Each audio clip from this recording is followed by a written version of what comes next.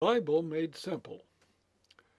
My name is William Barrett, and I have a small ministry called the Bible Made Simple.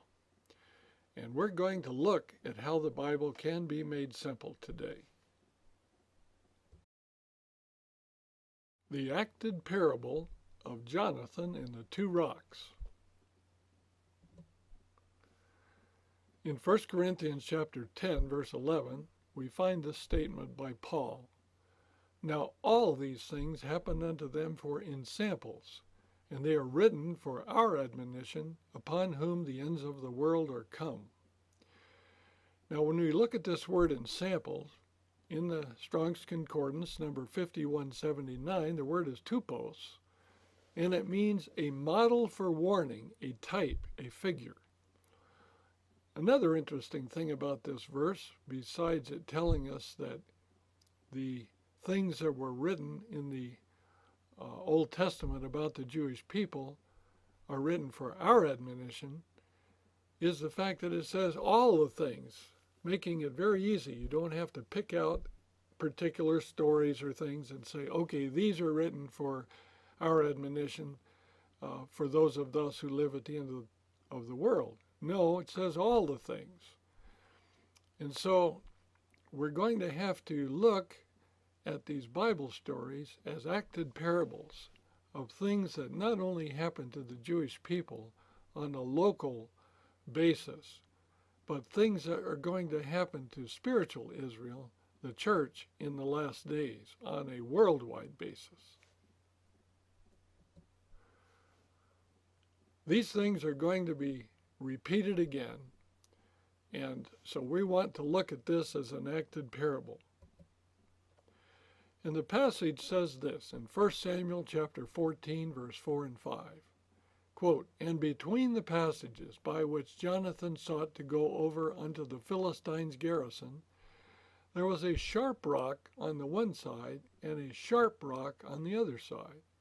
And the name of the one was Bozez, and the name of the other Sina.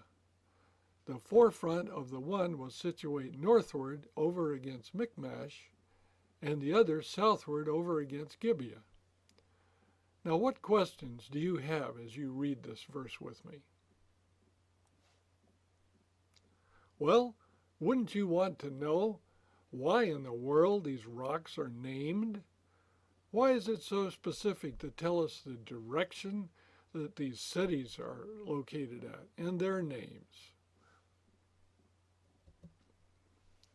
These were my questions when I studied this passage. What do the names of the two rocks mean? What do the names of the two cities mean? Who does Jonathan represent? And where is Jonathan? What is the spiritual meaning of this acted parable or ensample? Again, referring to Strong's Hebrew Dictionary, the word sharp, number 8127, literally means a cliff. And the word name, number 8034, means character. The name Bozez, number 949, is shining, and it comes from a root word, number 948, to bleach, to be white, fine linen. The word Sina, number 5573, is thorn, coming from a root word, number 5572, to prick, a bramble. And Michmash, number 4363, means hidden, like under a bushel, that is brought out in Matthew 5:15. And its direction is northward. Gibeah, direction southward, number 1390, means little hill, similar to the passage in Matthew 5:14 that says city set on a hill. So we've learned that the names of the two rocks are really talking about the character of the two rocks. Bozez, meaning shining, fine white linen, and Sina, something that will hurt you, to prick, a thorn, a bramble. Well, now the Bible mentions two rocks. In Deuteronomy 32, verse 31 and 37, the Bible says, for their rock is not as our rock. Where are their gods, their rock, in whom they trusted? In 1 Corinthians 10:4, Paul gives us a little help here. He says they drank of that spiritual rock that followed them, and that rock was Christ. So we've learned that there are two rocks that represent two gods. One rock represents the Lord, Christ, and one rock represents Satan. Therefore, the rock Bozez represents the true God, Christ, shining, fine white linen. And the rock Sina represents the false god, Satan, something that will hurt us, a thorn, prick, a bramble.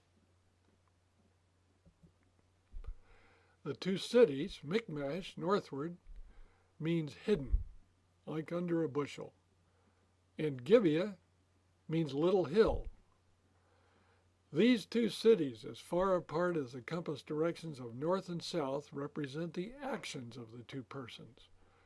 God's actions are always in plain view on a hill, while Satan's actions are always hidden under a bushel. The two directions of north and south represent the positions of the two persons. North, the rightful position of God as our ruler, has been usurped by Satan. Isaiah 14 verse 13 says, I will exalt my throne above the stars of God. I will sit also upon the mount of the congregation in the sides of the north. And Jeremiah 6:1 says, evil appears out of the north. So Satan clearly is shown here in the Bible, trying by direction to associate himself with rulership of God. Jonathan was between two cliffs. The Bible said a sharp rock or cliff on one side and a sharp rock or cliff on the other. Now someone who is between two cliffs is in a valley. And so in Joel 3:14, multitudes, multitudes in the valley of decision.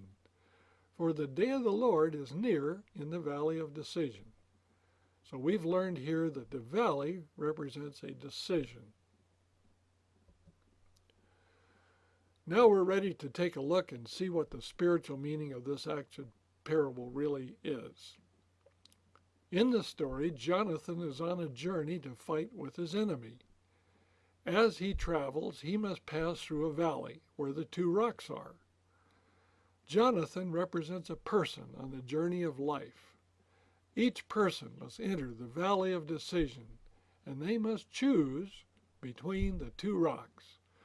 They will either choose the rock Bozez, which represents the pure life of Christ, or they will choose the rock Sina, which represents the wicked life of Satan.